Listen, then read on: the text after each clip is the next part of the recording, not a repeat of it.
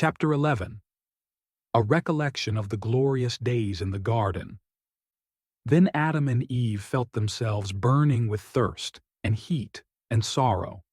And Adam said to Eve, "We shall not drink of this water, even if we were to die. O Eve, when this water comes into our inner parts, it will increase our punishments and that of our children that shall come after us."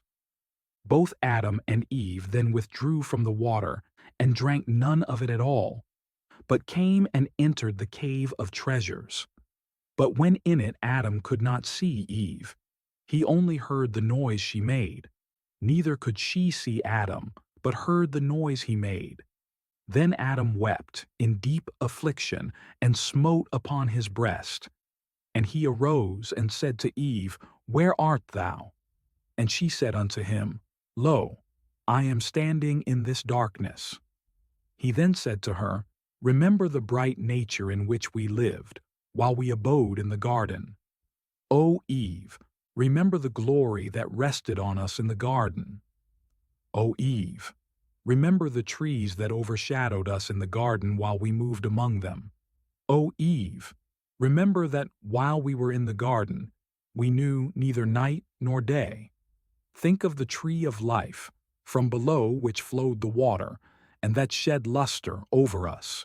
Remember, O Eve, the garden land and the brightness thereof.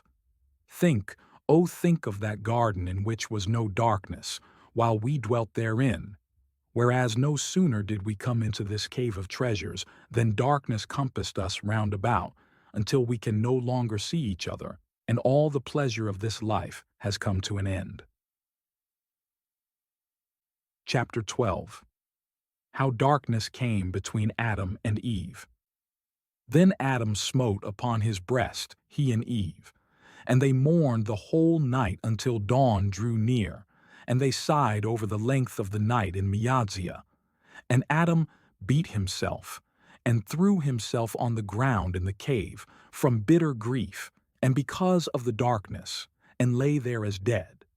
But Eve heard the noise he made in falling upon the earth. And she felt about for him with her hands, and found him like a corpse. Then she was afraid, speechless, and remained by him. But the merciful Lord looked on the death of Adam, and on Eve's silence from fear of the darkness. And the word of God came unto Adam, and raised him from his death, and opened Eve's mouth that she might speak. Then Adam arose in the cave and said, "O God, wherefore has light departed from us, and darkness come over us? Wherefore dost thou leave us in this long darkness?